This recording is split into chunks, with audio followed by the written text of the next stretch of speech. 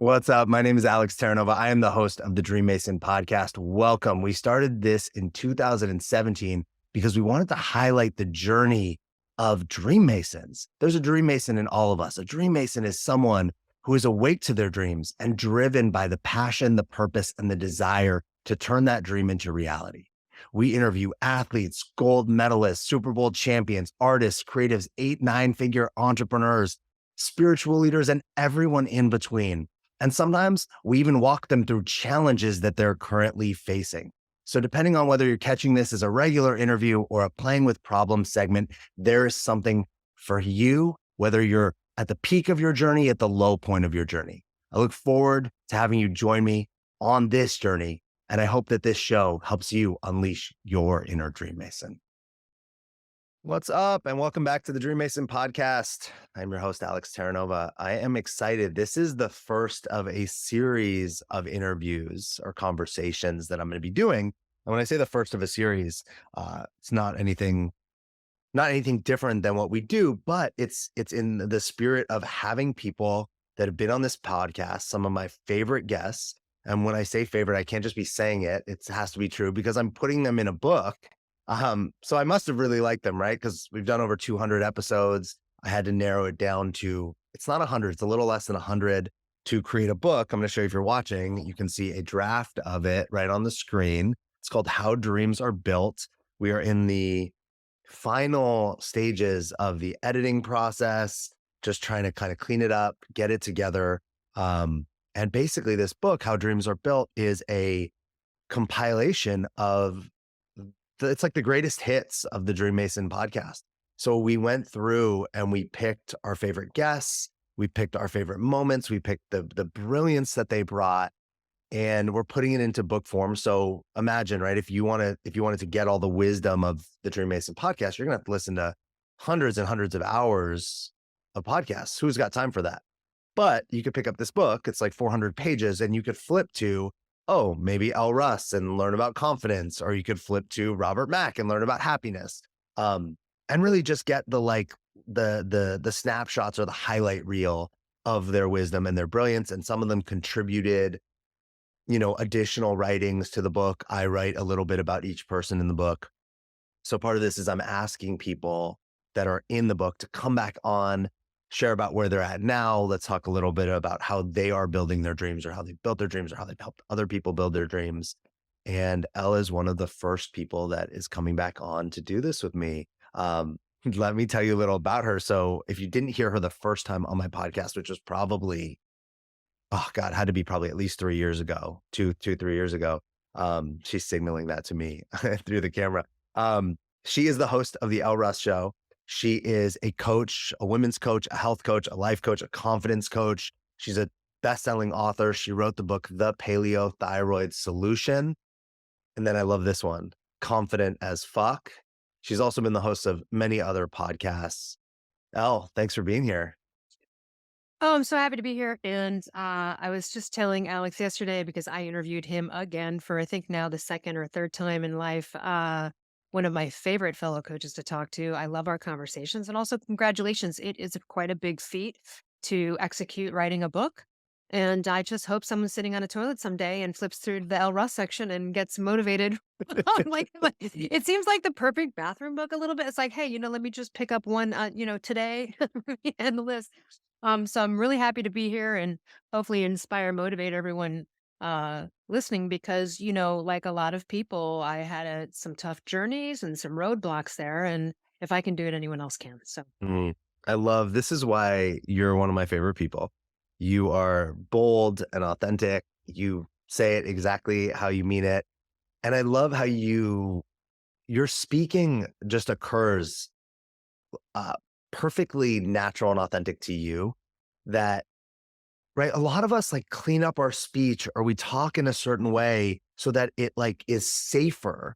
And one of the things I'm really big on is, hey, we got to speak our truth. And the way we speak our truth speaks to what our truth is. It's not just the language we use, it's the being and how we say it. And so much of yours is just, it feels like arrows. Like when you talk, I feel like arrows are getting shot, not in like a violent way, but just there's an arrow being shot at a target, and you're going to make sure it hits the target. Thank you. I listen, I'm a big fan of direct communication, and I think anyone even hearing me for a few seconds can go, okay, she tells it like it is. Um, this is, and we've talked about this. This is the key to relationships. This is the key to leadership. This is the key to everything. You have to be able to speak up, be authentic. So agreed. Here's the funny. I will like interview someone that I know well, like you or another fellow coach that I know, and then they'll send me something of theirs that's like a recorded thing, and it somehow sounds manufactured. And you're like, why don't you sound like you all of a sudden? Hold on a minute. You wouldn't talk to me like that, right? Yeah. And so I think it's important if you're moving forward as an entrepreneur, someone that has to be forward facing in this world, be the best of whoever you are in your personality. My vibe of who I am totally comes through when I speak. And that might not be right for everyone. That's okay, but a lot of people love it. Maybe I'm too direct for others, just like you.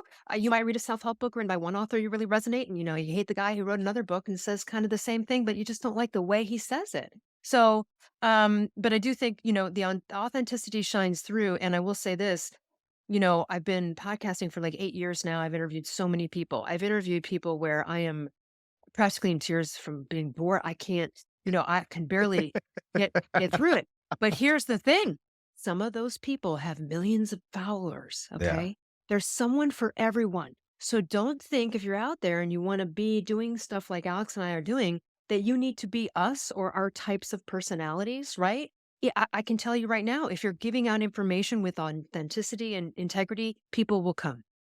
I'm curious, did you ever have to kind of try other or styles? Like I know I did. When I started coaching, I'd come from the restaurant and bar industry.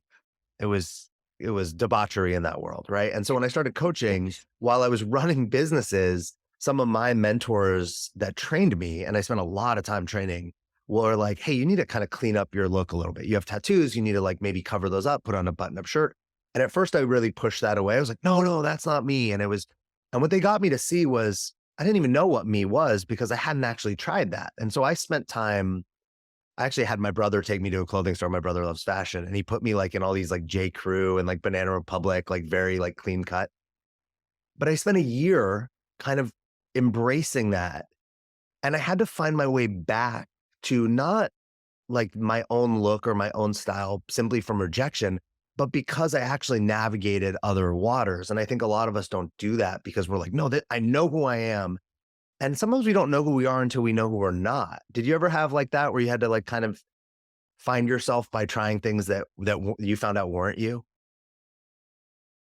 That's a good one. And I think a lot of people probably do go through that. I think more of my story is that I had to go through so many different industries and things in life as I was growing. I think maybe I'll get back to that question in one second, but what comes to mind is what I think people struggle with, and I had moments of, is detaching from the story of, I'm going to go do this now. And then you're in it and something shifts, and it's hard to admit that you are leaving something and going to another. I don't care if that's a job. Like, for example, um, uh, we can talk more in depth about this, but one of my biggest nightmares in life was at the age of 22, my hands and arms got permanently disabled. Still to this day are. I'm like rated 40% disabled by the state of California. And um, I had, a lot of shame about this, a lot of issues. And so I had to use my voice. I became, at the time, there was no social media. So I was like, I got to go to acting school, become an actor. I mean, I got to newscaster, whatever I can do, but I got to use my voice.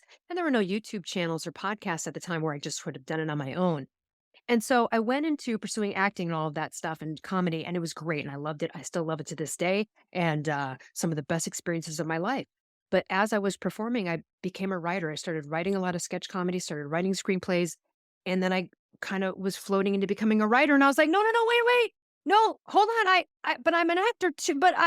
And I just had, and so I think a lot of people have trouble with detaching from something they claimed that they were going to do, and if it didn't work out and or they had to go another way, because the truth is that I wanted to go into writing. I mean, I kind of wanted to do both. I still do occasionally go out for an audition, but my focus is really being a speaker and a coach and what I do in life. And so I had to kind of, and then when it came to writing a health book, I was like, I don't want to be a health person. Again, there were all these, you get what I'm saying? Yeah, I think yeah. people have a hard time detaching from something they've declared themselves to be because they are too worried about what other people are going to think of the move that they make. Then they never make any freaking moves. And Yeah. so I think that that was a little bit tougher than me having to try to be somebody. It was moving through the journey of where I was supposed to go. And by the way, all of those things back then led to me being great at what I do now. The acting and the speaking and all of the stuff that I did that I no longer am super passionate about like I am what I'm doing now, but it absolutely set the baseline and the platform for me to be great at what I do. So it was helpful. And that's the other thing too is you don't know where one thing's going to land you. So you try to lock yourself in. I'm an actor, I'm a writer, I'm a coach, or whatever it is. And if something comes up, pivot, muffos, pivot, because there's gems there. And it's that detachment in between those things that I think has been rough for me. Like, but wait, what am I? I don't want to be this now. I used to be this. Well, I don't. Hopefully that makes sense. Yeah. And I mean, we get really attached to our own story, right? And my story was people that wear suits are boring. They're like buttoned up and stuffy. When they get to be 40, they get fat and bald and their relationships fall apart and they're like stressed out all the time and all they care about is money. None of that is true. Sure, there are those people that exist like that, but there are also badass people that wear super fun, wild people that put on a suit and because they like it, right? It's not even that they have to. They actually, I think that even blows my mind that there's people that like wearing a suit. And that was, I think, part of what you're saying. It's like, hey, we have to identify our stories, but also other people's stories that were maybe disempowering us about it, and then give us the opportunity. I love Oh, wait, the actually, let me yeah, interject here. yeah, I yeah, got one. You said corporate. So when I first started after college, I was in the corporate world. I was a yeah. badass. I made six figures and I wore an Armani suit every day. The weird change for me was the opposite, was going into then like having my arms disabled, becoming an actor. And like I didn't even know how to dress for like an Mhm. audition.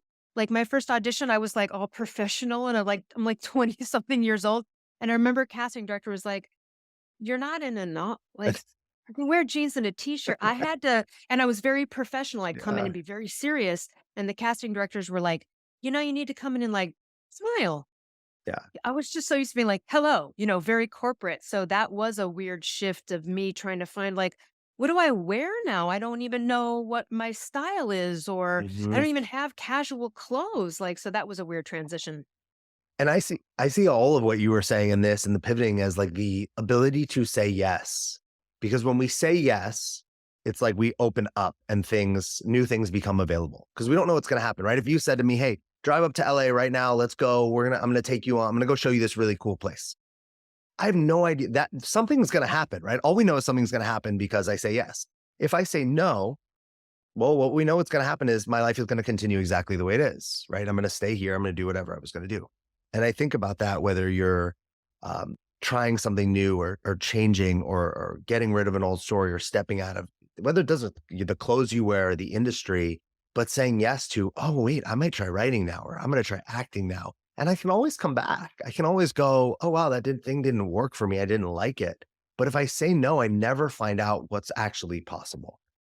Well, yeah, and I tell people, they go, "Well, but I wanna try that," but then, like, "What if it doesn't work out?"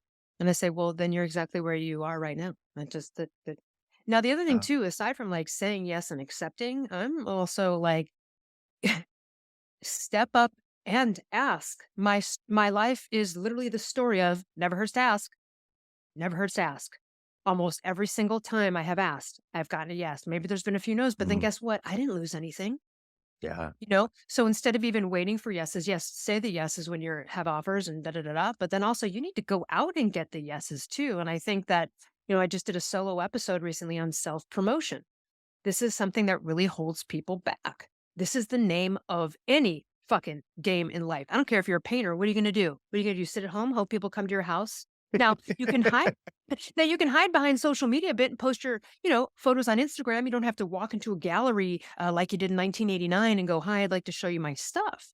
But you got to put yourself out there. And some people go, "Ah, that's gross." But I'd like to people to get away from that awkwardness and start to think about self-promotion is I'm just sharing with you the idea that I'd like to share with people, right? I'm just sharing with you the stuff I want to share, my paintings, my music, whatever it is. So and of course that all has to do with confidence. But that is the other side of a yes is going to get them too. If that makes sense.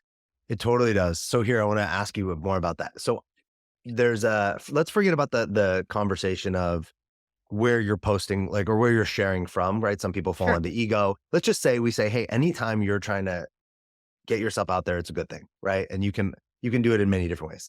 What I notice for me personally is I get attached. So if I'm out there sharing and it doesn't go well, then the ripples come back and I'm like, it impacts me, right? It makes me bummed out. It makes me sad. It doesn't have me stop doing it, but it does, at times it does have me get resigned or like, social media, this never works for that. How do you, and I think then it just makes it, I have to climb back up that hill again because I'm not going to stop, but it does kind of like beat me up a little. What would you say to people who are like that, like me, who they will put themselves out there, but every time they get rejected, it's like they got to start all over again and climb back up? I'll use a really great example of dating. Yeah. So a woman once said to me, she was like 55 years old, and she was like, "I'm really, really discouraged about this online dating. Like, I'm getting lots of rejections."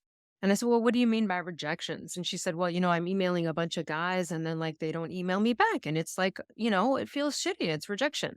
And I said, "What if you found out that all of the people that you emailed were A, not the photo they posted, B, beat their last wife, C, were a fucking drug addict in the would you be so rejected then? Or would you feel like you dodged a bullet?" Of course, her answer was, "Well, of course I feel like I dodged a bullet." Now, I just want to break down what happened in her mind in this situation. She's allowing her projection of what she thinks someone else thinks of her. Okay, let me repeat that. She's projecting what she thinks someone else might think of her and allowing it to make herself feel less than. That's actually insane. That's insane. We've got to get away from that. We have to, and it is only by breaking it down like that. So think about that scenario where she's allowing herself to feel bad. And meanwhile, all the guys that maybe had emailed her back were like horrible, just got back with their ex-wife, cheaters, whatever. And yet she's still simmering in this. And it's not even what they actually really think of her. It's what she thinks they might think of her. So we have to get away from this. I mean, everyone's heard the thing like what anyone's opinion of you is none of your business, right? And let me just kind of side note on social media. Some of the most successful people that I know that make a shitload of money have very minimal followers. Okay. Email lists are really what actually can do it for people. So if you're focused on that, I'm not saying you shouldn't be focused on getting followers on social media, but that is not reflective. For example, I know someone who makes $250,000 a year doing a blog. She does nothing else, okay? Like doesn't do coaching, whatever. Maybe she's got only 8,000 people on her email list and maybe only 10,000 social media followers. So if you looked at that profile, you might not think, but she's doing way better than half the coaches with 100K followers. So what do things mean? They only mean what we put on them. And so, for example, if someone doesn't like it or you get a review of a book that's bad or whatever, I look at it like, how do I feel about it though?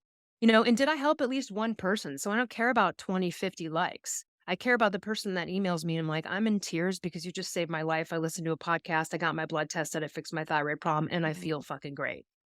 That's all I need is that. Then I know I'm doing my job. So, if you're getting some great feedback, awesome. If you're getting all horrible feedback, look, maybe you need to just constructive criticism yourself and go, what do I need to work on? Like, for example, I've been interviewing forever. I just spoke really fast. Sometimes I talk too fast, and that's a note I have to give myself.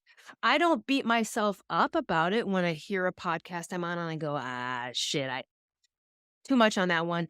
Or, maybe I'm talking about thyroid in an interview on thyroid health, and I realize I'm too business about it and I don't share my personal experience of how it happened to me, which would have made it a better interview. I don't beat myself up for that. You know why? Because confidence in an ancestral, primal way is just feedback.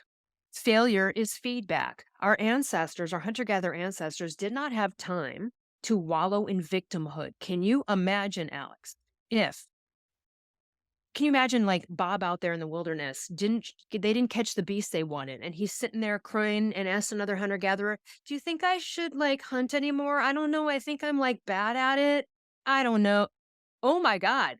Death, right? No. Onward and upward, they forged ahead. They might have been disappointed, but the difference is they didn't wallow in self-pity. They moved ahead because in that world, in the hunter gatherer ancestor world, like, it was survival. That would have been death. Victim mentality would have been recipe. crying by the tainted water hole. Come on, Joe, we got to go, man. All right, we're leaving you here.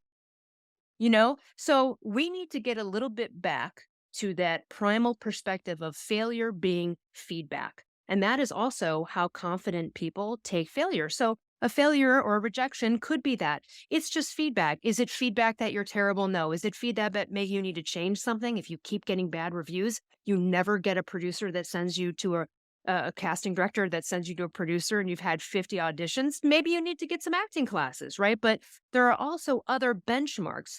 You and I are in a industry that does not have defined benchmarks. Like a lawyer, you get in, you know what you have to do to make partner. We have no benchmarks. This is all open. It's an open road. And so it's a little scarier because it's unknown.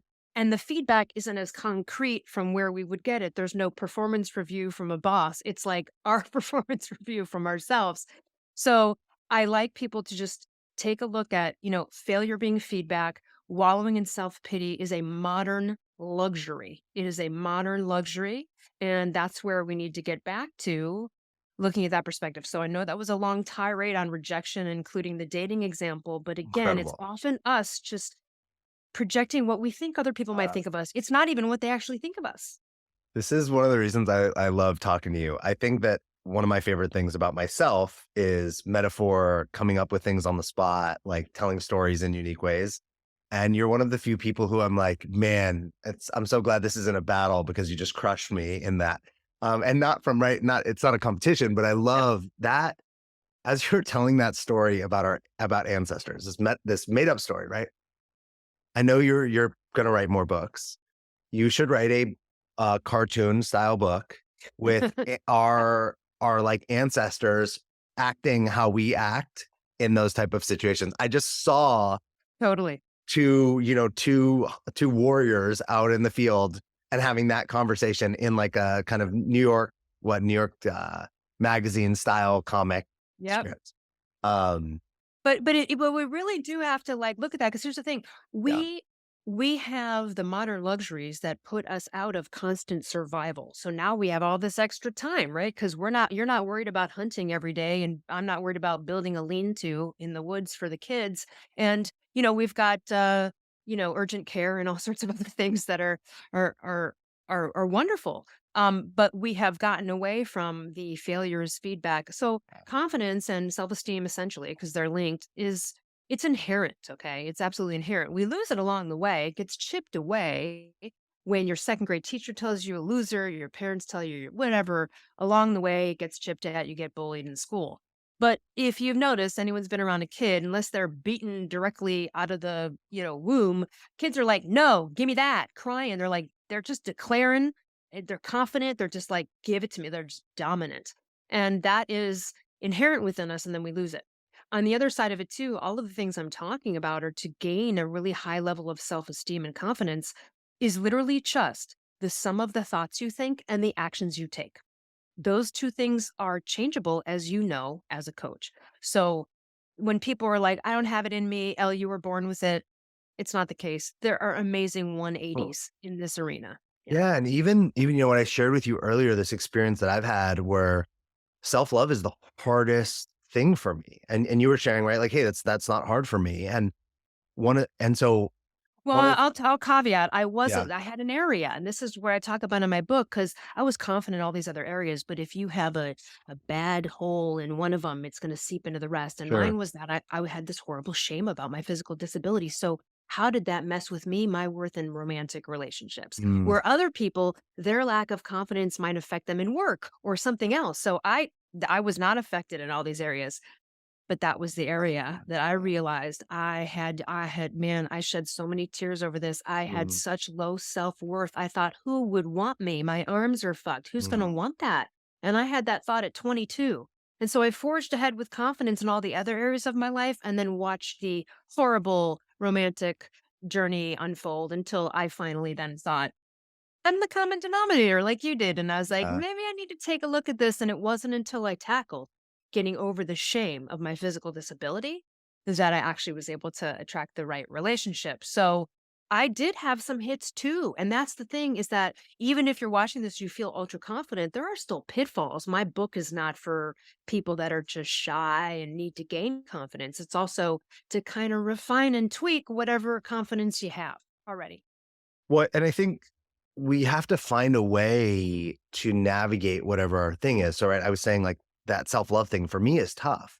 And what I was sharing with you is what I've noticed is no matter how much I work on it personally, it doesn't, it's, this person I worked with said it was like me grabbing jello. I think of it almost like quicksand. The harder I fight to get out, the more I sink. But what got reflected to me is the antidote for me is to be around other people who can reflect what they see in me. And this is something I avoided for so many years. I avoided community. I was like, no, I'd rather be alone. Community is problems, people are terrible, right? All of that. And in the last year, two, I've really embraced like getting more connected to community, being around more people, but really choosing those people intentionally, right? Not just like whoever's around. And what I've noticed is the more I pour into the communities, the more they reflect back to me what I can't see about myself. And in that, it does what it needs to do to heal that part of me. And I think that's where that's another area is like, hey, we all have an area that we're unconfident. We all have an area that we struggle with. Some of us have more than one. Sometimes we can do the work to improve it. And sometimes what we notice is whatever the work we do, almost like on our bodies, that one area of your body that no matter how hard you work, you're like, why can't it be get the way I want? It's like, well, maybe that one area you need a trainer for, or maybe you need a specialist, or maybe there's something going on in the way that you're doing it that you just can't see without someone else. And that is, I think, a piece that a lot of us don't know. People don't really talk about that. It's like, well, you just gotta kind of lean in. It's like, no, you might need to go get something to help you outside of you with that thing. And it might not be like I a did. coach. For me, it's community, right? Yeah. And for me, it was my coach of like 17 years who I called. And I was like, oh my God, I realized this huge problem over here, this section. And, he was brutally honest with me as I love coaches to be. And it really, I had to work on it. I had to work at it. And you know what? It wasn't fun. It involved a lot of tears. You know what? But I'm laughing now because, see, the story that I briefly just glossed over about my disability, I couldn't even speak 3 words of that without sobbing for 20 years, Alex. I couldn't tell anyone that if someone hadn't already known that story that was a part of my life when it happened, I'd have to tell it, I would lose it. I couldn't even I was so choked up, I couldn't talk about it. And so the fact that I could just, write a chapter in a book and talk about it now with ease makes me laugh, but also makes me it's what we're talking about. When you do the work, it works. Let's talk about, I think it ties into this, like speaking your truth. So I talk about this a lot with men because men are afraid often. Like the one I hear often is like men will like not tell a woman how they feel about her because it's like, oh, it's giving away all my power. And it's like, dude, so you think strength is like being fearful is like, it's such a Right. backwards, right? It's like so silly. And I can come up with a million other examples of where we're afraid, where men are afraid the like impact or the loss of power. But I think this isn't just a man issue. This is a lot of we women and men and everyone else, wherever they identify, like have issues saying what's true for them because of what other people are going to say or the impact, or it might not go well. You, to me, are someone who always speaks the truth. How do you, or what do you do, or how have you built that? I don't even know how to ask this, that has you in the toughest scenarios able to share your truth, even knowing sometimes it might not be received, with flowers and roses. So, because I am very direct and do tell it like it is, my work has been to be more diplomatic about presenting that information. As I think all direct communicators have come across. This is something that my mentor, Mark Sisson, I get along very well with straight up direct communicators, but I know that other people are quite offended or feel nervous or um, around us, and because they're just like, wow, it's so powerful, and I get that, but we're often actually really nice, and nothing we have to say has any like emotional charge with it. We're just direct as shit. So one of the things I've had to learn over the years is like I can't just open, like if I'm talking to one of my direct friends, I can just pick up the phone and be like, yo, what's up, what you got, right? Or if I can email one of those friends and be like, "Oh, hey, grab me that, da da da, thanks, bye." Right. But I can't do that in general because I find that people who don't know me or don't understand. So I have to preface things. I have to sprinkle some stuff on the thought. I learned this a long time ago when I was in the corporate world. I would call down to the secretary and be like, "Oh, hey, Lori, get me da da da da da." And she was a very sweet soul. And I think it hit her like, is she mad at me? And, it was no emotion. So I realized that every time I called her for something, it was like, "Oh, hey, how's it going? How's your day?" Look, that's not my jam, man. I want to get right to it. But also, you got to work with the world, know your audience. So, Yes. that's what I've had to work on is now when my clients come to me, of course I preface things, but people do come to me because I am direct. People do come to me for my opinion because they know I'm going to tell them the truth. And I would just say on the note of authenticity, it reigns supreme everywhere. And it is one of the top characteristics of confident people. When you tell it like it is, you're really not afraid of what other people have to say. Does that mean you do it all the time? No, edit yourself. Alex, if I'm at your mom's house for Thanksgiving and she asks me if I think her sweater's cute and I hate it, I'm going to tell her it looks great on her. Come on, right? We're living like, all right. You don't always be honest, don't be a dick. Okay. So I don't tell it like it is all the time in those kind of scenarios, but for the most part, I do. One of the biggest compliments I get is, hey, I trust your opinion because I know you wouldn't bullshit me. Isn't that so much better than people So walking much. around thinking that you're not going to be giving them the truth? Yeah. I mean, it's so funny. I think I still have some ways to go in the like, maybe sometimes knowing my audience, because just like I will text someone and just ask the question and they'll write back, hello, how are you? Right. And I'm like, what? You're Like, like, what are we doing? Yeah. I What? needed to ask you like a 2 second. I mean, I was just in this cabin up in Big Bear with a bunch of guys, and we were doing like this mini men's retreat. And one of the guys was the chef for the weekend. That was like his role in the retreat, in this mini retreat. And at one point, we're all sitting there, we're all hanging out, and he's cooking. And I just from random conversation, I just yell out, "Hey, how long till we eat?" And the other guys are like, "Whoa!" Like, and I was like, "What?" And they're like, you could have been like, "Hey, I'm curious," but they wanted it to be like packaged. And I was like, I didn't Yeah. I didn't say that I was upset. I didn't say I was angry. I just asked a simple question, how long to eat?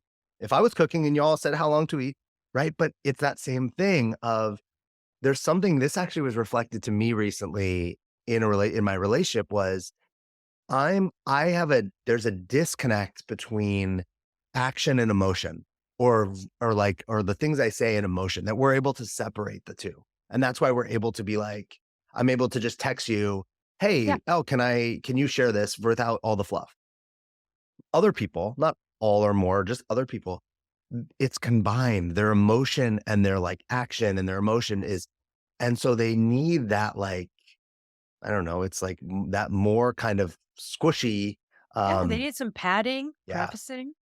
Uh, it, and here's the thing. I don't like it because I find it really inefficient. well, I'm with you. But Yes. but also, so again, it's one of those things where it's like, do I want to do it? Is it really me? No, but is it appropriate? Is it nice? Is it kinder? Is it better for overall communication? Yes. So there are still moments when I have to write an email and I go, hey, how are you? Hope your weekend was great. All right. So I was wondering, and okay, It but feels so inauthentic to me when I do that also, and every time I do it, I'm like, "Oh, this feels so," I feel like I'm yeah, so that part inauthentic. feels fake to me versus like Yeah. just telling it. Um, But you know what? Here's the thing. So back to authenticity, it reigns supreme. Also back to the vulnerability, you're talking about like what strength being scared to tell a woman how you feel about her. That is what I learned. And it's in the chapter Shame Disables Confidence in my book, Confident as Fuck, which is when you're an alpha, male or female, it doesn't matter. You don't want to show vulnerability. It's a weakness. To us, it's a weakness. We don't want to show any of that. But it's actually the weakest thing in the world to care about what other people think in terms of that. So it's something we have to get over. It was probably one of my biggest challenges and probably all alpha female challenges to be vulnerable and be okay with that.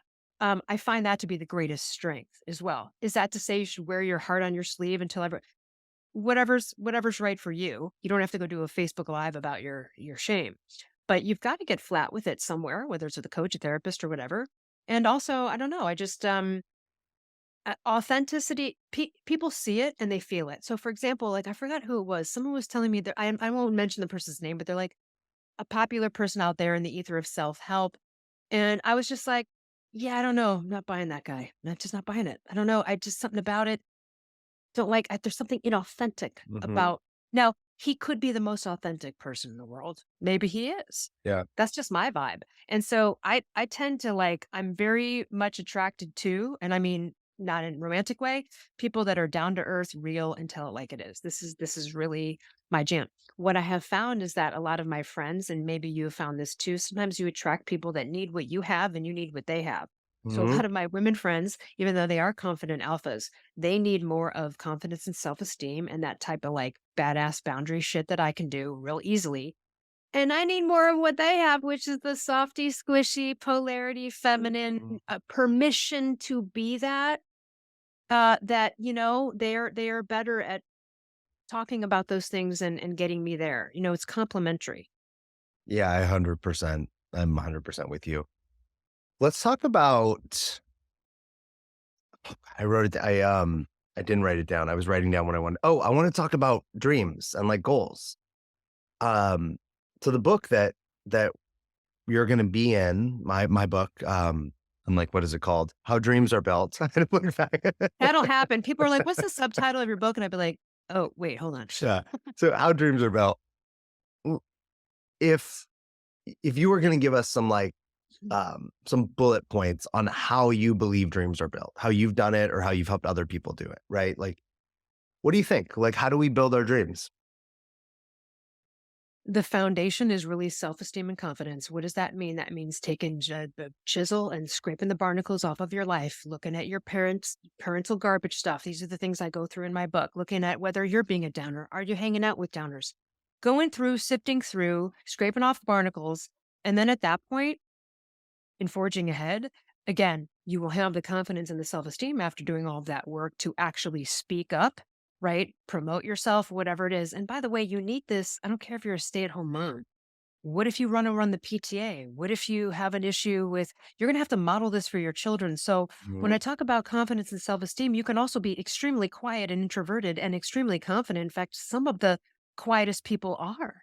So when I talk about confidence and self-esteem, it's not about being an extrovert or a public speaker or a badass corporate person. You need it in your own personal life to deal with the little things that come up. Like, for example, um, this is a dumb one, but it's a perfect example. Someone gave me a gift from Burberry, and it was like a bottle of perfume, and I didn't like it, so it was packaged already. But I was like, "Mm." So I went in to exchange it, and they were like, "Sorry, we can't do this without the receipt." And I'm like, "Well, it's packaged." The woman went back and forth. Now, here's the thing. I knew I'd kind of win this one just because of my personality, but I was like, "No, because today I'm gonna be the exception. Today I'm gonna be the exception." And I said that. Now, you have to have confidence. She was Yeah. actually pushing pretty hard back on the fact that they were gonna do it. And then finally, of course, what do you think happened? "I'll make an exception for you." And I wanted to look at her and be like, "Of course you will." I knew that would happen when we started this conversation. You weren't going to beat me down, but a lot of other people would have just said, okay, and left. I kept questioning it. I'm like, why would you not accept a return from a shrink wrapped packaged product that has been brought into you? That makes absolutely no sense whatsoever if it was open. And I went through the thing. Those are the little things in life that actually take confidence. And also, you're up against this was a real strong personality, this manager of this store. And she had a absolute like deadpan poker face, like she wasn't having it. And so it doesn't matter if you're a public speaker in those situations or you're whatever, a corporate leader, you need confidence to navigate every part of life. I So love once you get it, you move forward. And then I think I would say then it's putting oneself out there, right? Because you have to then go ask for the promotion or you have to go sign up for the music school because you finally admitted you want to be a cellist or like whatever the thing is. So you have to take then action. And that involves, again, confidence, speaking up, and self promotion. So you got to start somewhere and it's building the confidence and self esteem. And maybe along the ways, it's small little bits. Maybe at first you're going to hide behind social media and post your paintings. Maybe you're gonna get a little bolder down the road and then go meet the gallery owner in person, I mean, so it's all stages, it's all possible, and it is literally the way I have become successful, and I can't even tell you how many of my dreams have come true. Unreal stuff has come true in my life, so many different things, and so I am a believer that it's possible for anyone. I just love the I am the exception. Like that attitude in itself. I talk a lot about becoming someone who is unreasonable. Yeah, I it's love it. completely reasonable to be like, oh, you don't accept the return? Totally fine, right? You wouldn't have been a bad person or a lame, like, it just would have been like, oh, okay.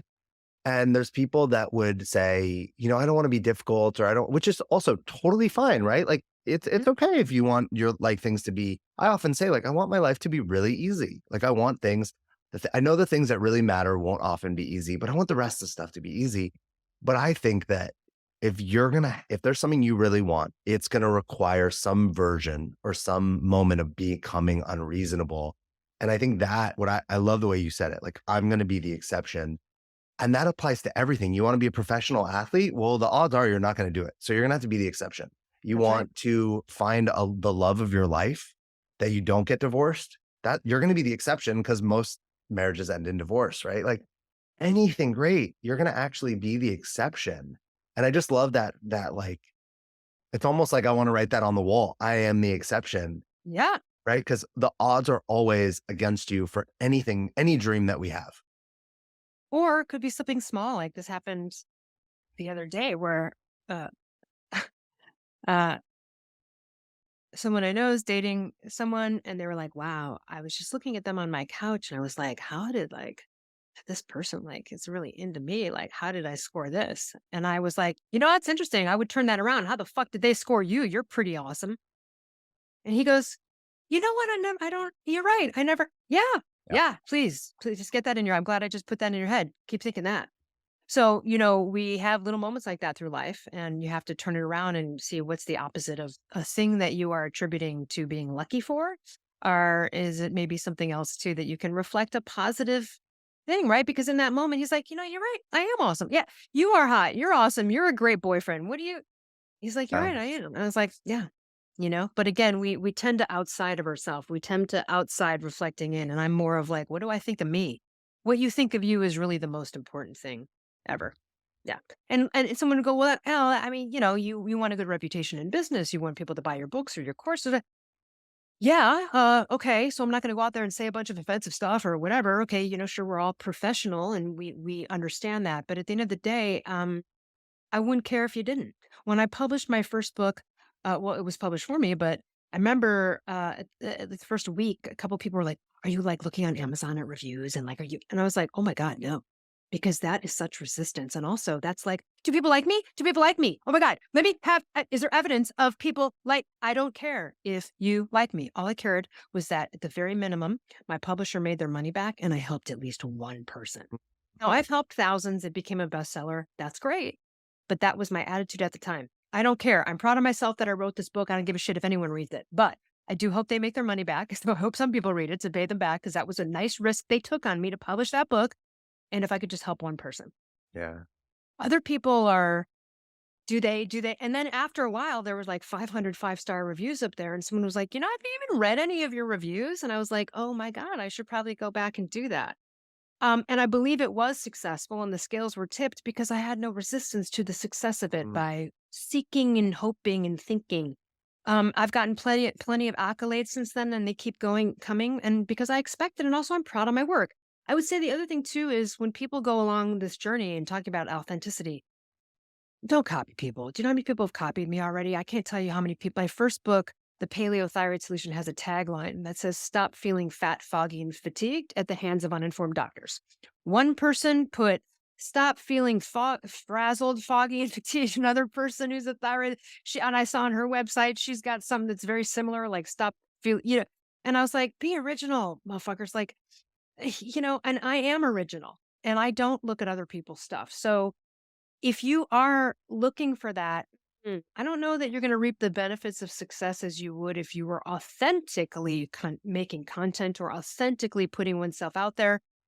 It's not to, look, I didn't have that thing trademarked. No one copied it. It's similar. Am I flattered? Sure. I don't even care. It's not competition. I just find it funny and it wouldn't be something I would do personally.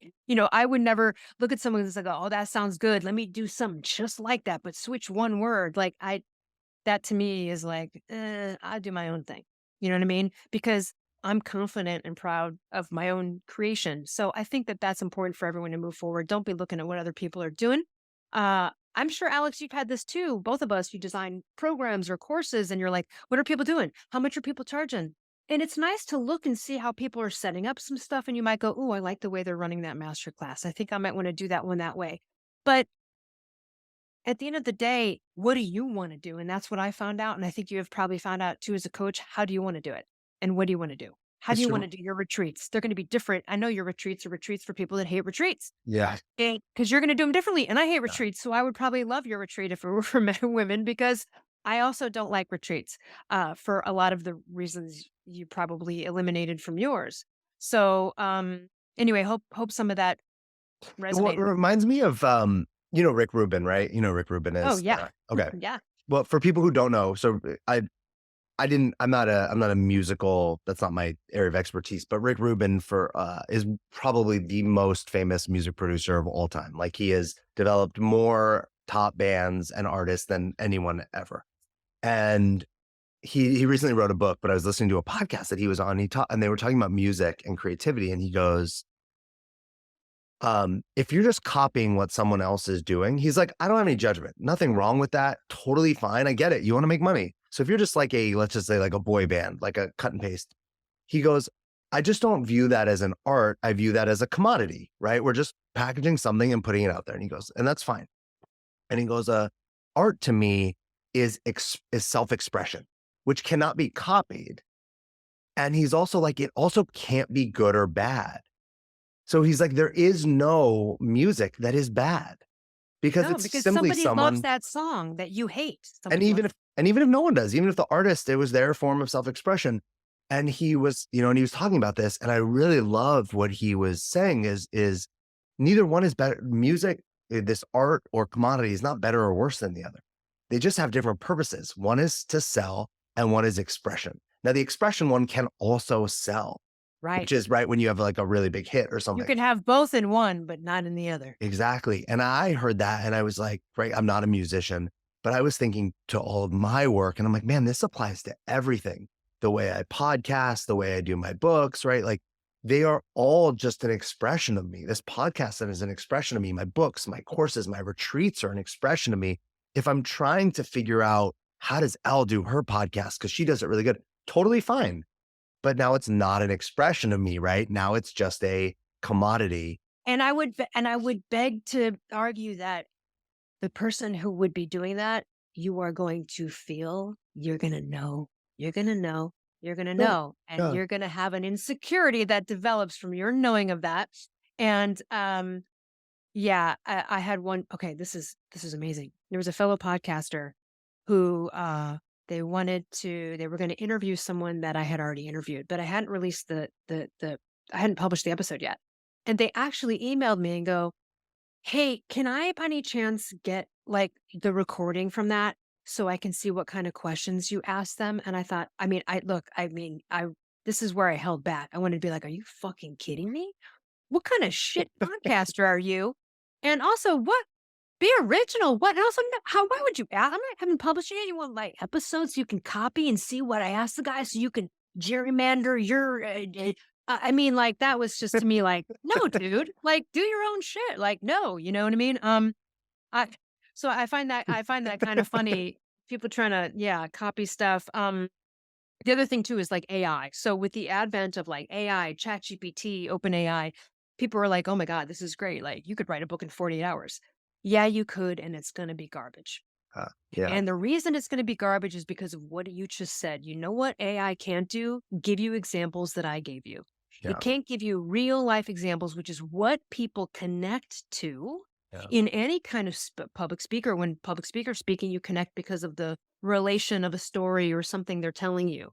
And the same goes with self help. In fact, my book, Confident as Fuck, I didn't want to make like all the other confidence books, which was just like a list of acronyms and exercises. People learn by give me a juicy, specific example that AI can't do. So what you're going to find is there are going to be a lot of people busting out a bunch of like rote, cut and paste type of garbage that doesn't have the expression along with it, this authentic from yourself. And in that way, you might not be as successful as a coach or a speaker if you cannot draw from that. There's a doctor out there who's a health author, and I know someone who worked for them, and they said she doesn't know any of her content. Like at all. Like they Mhm. just might have had a marketing person take her over and blow her Yeah. up, and but then she's interviewed and she has no idea what to say, or Mm. it's very base. So if you're out there, I think what you can, I mean, you listen to people like Alex and I, you can easily discover that there's authenticity there and real life experience. And um, we know the subjects of which we're talking about. We're not just like reading, like, Mhm. WebMD, or like a Wikipedia page or whatever, And so that's the other part of that too. That's coming. I think it's going to come into play now because everyone's like, oh, good. Now I have AI. I can write a whole book in 48 hours, and it'll be the worst, most boring book anyone will have ever read unless And you actually take your hand to the paper and you zhuzh it up or do something to it. and I think there are, just to play with this, there are some good uses for it, right? Nothing is all good or all bad. I have had some great Fantastic uses. Yeah, I've had some really cool brainstorming sessions with AI where I'm like, "Can you come up with a title for," right?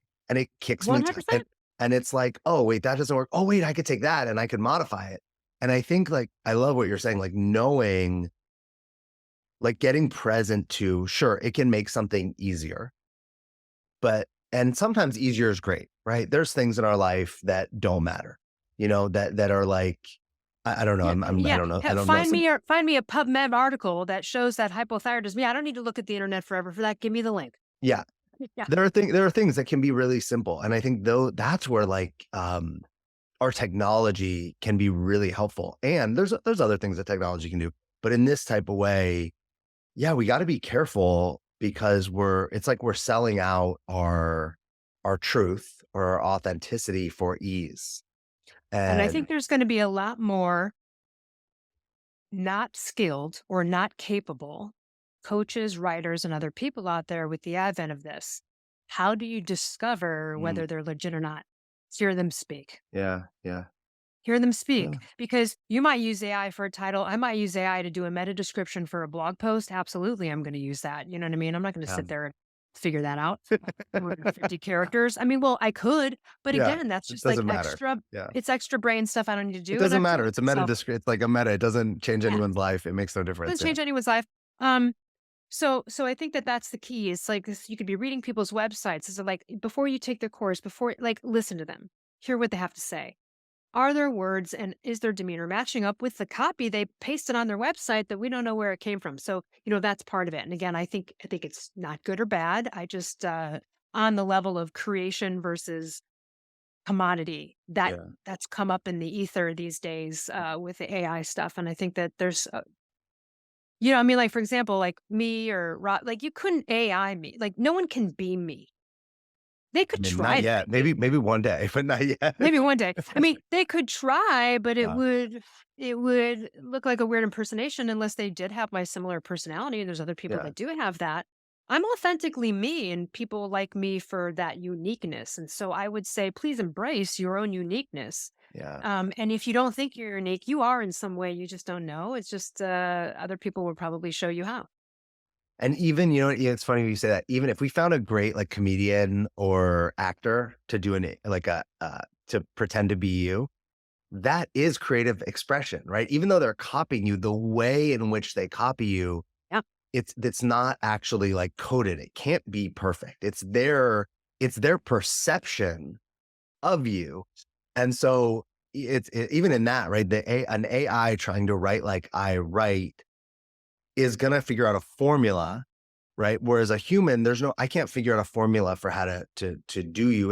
It's almost like why we get to right, see, which is so great, when we get to see on SNL, different people love it. play the same, like the different actors do the same impersonations of different famous people or presidents or whatever. And they all do it a little different because there is no cup and they're not one necessarily better than other, but they're both highlighting different things through how they perceive. Yeah. Um, this is really fun. I don't even know how we got here. Um, Let me ask you before we kind of get to the end of this, what is the thing that mm, if you could wave a magic wand right now and you could give everyone listening to this like one new superpower, like what superpower would you give them? Oh my gosh. I mean, I would literally give them the gift of self-esteem and confidence. because from there, everything is possible. It doesn't matter if it's like leadership, success, personal relationships. If you're not confident, don't have self esteem, how are you going to draw on a boundary with someone you're dating? How are you going to, and what even on the opposite side of a boundary, are you going to tolerate patronizing behavior and other things? Like you have to speak up. So everything really stems from confidence and self esteem. From the bedroom to the boardroom, you're not going to get what you want without it. So I would say, please work on that. And for everyone, I do have a free confidence masterclass that you can do. It's like a 90-minute video of me giving like a bunch of those specific examples so that you can learn through like real life things that you can relate to. And that's free. Um, but that would be what I would say is like work on the self-esteem and confidence issues that you have in your life, because from there will open the immense opportunities. Yeah. Yeah, I love that. I totally agree with you. I use integrity as my it's like integrity is my like navigator. It like shows that I'm on course, but like self-esteem, confidence is like the gasoline that powers the right. Cause self-esteem and confidence to me, at least for someone like me, Yes. could go off and I could get out of integrity. And integrity kind of 100%. steers the ship. It keeps this ship It's a inside great of way to the, put it. the boundaries that like you said in a way. That's a great way to put it. And also, I think because people who, for example, if you're a people pleaser, which means you're very afraid of how other people may or may not react to you, then you're going to lie and manufacture and pretend to be someone you're not so that other people like you. What is that? That's straight up fucking lying. Is that out of integrity? No. Right. So you're right. Like it can, working on that piece keeps you integrity. If you fall out of it, you probably have somewhere like, you need to work within that arena. Absolutely. Yeah. And for me, if I sense that I'm getting a little choked up in the throat, like a choked up, like I can't speak up, that's my indication of like, "Mm-mm, something's wrong here. Something's wrong. I'm getting the feeling, because for me, it was that issue with vulnerability. So I usually get choked up in those situations and I have to work through it. I have to go, no, you have to be vulnerable right now. I'm sorry. Tough shit. Tough shit. This was your problem. You're going to keep coming against it unless and then I move forward. You know what I mean? And so it gets easier and easier each time, as you know, like with all of these things, but it is the work. And I can just say that it's profoundly changed my life, you know? Absolutely. I think that's great that you know where like you're off. Like mine is righteousness, where I push my boldness, my knowing like too far. Right. And that's where Yeah. and that creates all the problems I have in relationships or whatnot. Whereas I go, would I know it? So then it's like, oh, okay, wait, there's a line, there's a boundary between my confidence and my self-esteem and my boldness that gets outside where now I'm actually not confident. I'm being arrogant, right? Like I've stepped outside of that boundary. And knowing that is great because then that's how we improve, right? We have to like know where we slip because all of us slip in different areas in different ways. Um, I know you're on social media, you have the Elle Russ show, your podcast. How do our listeners, how do you want them to track you down? Where do you want them to find you? Yeah, so I am most is active on Instagram, but I'm on all the social media channels. You can just go to lruss.com. For those interested in free masterclasses, I've got a free thyroid masterclass and a free confidence masterclass. I also have a bunch of free guides. You can click on free stuff on the tab and access that. And then I've got the ultimate confidence course and the ultimate thyroid course. So if you want a direct link to the masterclasses, you can go to just freethyroidmasterclass.com or freeconfidencemasterclass.com. And so those are both videos, very extensive. I wanted to make them really juicy and in depth so that, you know what? Here's the thing. Like, yeah, it's nice to sell books and stuff. I don't care. I also want you to be confident, have self esteem. Sometimes, maybe even watching the free masterclass will get you there. I mean, that's wonderful. Then go ahead, go do it. So, that's another thing too, Alex, back with integrity and authenticity and whether people are doing where people are like, don't make it too long. You don't want to give people too much. Make them cut. And I was like, you know what? I'm going to give them as much as I want to give them, and I'm going to give them a lot because I want to help people for free as well. So there is great free stuff on my website. Yeah. And you have books, multiple books, the podcast. And if you just put your name into Spotify or excuse me, or Apple Yeah.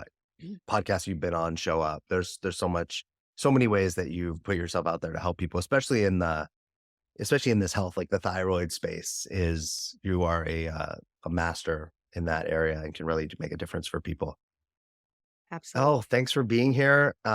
Thanks for always. Thank you and congratulations. And I'm so honored to be in your book and I Thank you. can't wait to promote it and read it. And I know some of our other fellow coach buddies are in there, like Rob Mack and some people. So I'm Yeah. excited to see what they had to say. Well, thanks for being your true authentic self. Thanks for you say this to me, but it is so much fun to do this. I wish not, I don't want to AI or carbon copy you, but but maybe you should create a course for how to be fun on a podcast and how to bring levity, fun, ease, and boldness and facts all at the same time. It's so great to have you here and do this with you. We'll definitely do it many more times. Um, but Yeah, thanks. you as well. Thanks so much. And you know what, Tim, we're listening. Like, I mean, just keep hanging out with Alex. What I love about you is that you are even, you fall on your sword a lot, which I like. You will admit a weakness. Mm, This is one of the. I'm getting goosebumps right now because this is something that uninformed doctors in the thyroid world don't do. They have mm. too much ego. I got a degree. I went 10 years to medical school. Therefore, I know everything, right? And so I love that about you, coaching men, being an alpha, being in that, but also being a tender alpha and being open to vulnerability. And I think that that's wonderful. And we need more men who can express themselves like that. So you're awesome. Thanks. Thanks. I love that you said that fall on your sword a lot. I've never had somebody say that, but I do. It feels important to say, hey, I fucked up or I was wrong or I tried this thing and I failed because we live in a world where all we see is everyone's highlight reel and it's not helping any of us. So And don't you feel as you get older, it really is true. And I'm sure everyone listening has heard this, but it is true. As you get older, you're like, you care less. And you're just more like, you know what? I'm just going to say it because you really do want to help people. And you realize that falling on the sword and yeah, admitting it is the way to do it. it also just feels true, to say, hey, I created this program and no, not one person bought it. Feels like, why it sucks when you create a program and no one buys it? Because you think everyone that creates a program, everyone buys it. So everyone, there's 50,000 people sitting at home, no one bought their program and they're all like, I suck. I'm a piece of shit. I created the Psychics program, not knowing there's 49,999 other people out there who had the exact same thing happen. And it's like, we're And then all even on that note, we know someone who launched a course, nothing, launched a course. It wasn't until her 5th launch. Now she's, good for her. living and working in Costa Rica in a mansion. Okay, for real. Good So for her. she kept going again, failure feedback. She Yeah. was like, that's okay. We'll keep doing it. I already created it. Let's keep Yeah. putting it out there. She didn't let it defeat her. So Yeah. Yeah. So thanks for saying that. Thanks for being here. We thank will you. talk again soon. And to the listeners, thank you. Thank you. Thank you. Thank you. Um, look for, I don't know if it'll be out exactly when this comes out, but keep your eye out for How Dreams Are Built and keep an eye on Elle Russ. And I will see you next time on the Dream Mason podcast. Thanks for listening. Honestly, I'm just a rebel who found a cause and has a dream, and I'm super grateful for your support. If you got anything from this, please help me out and share this podcast with one person today. You can find me at thedreammason.com or at inspirationalalex on Instagram. You are a dream mason because your dreams don't build themselves.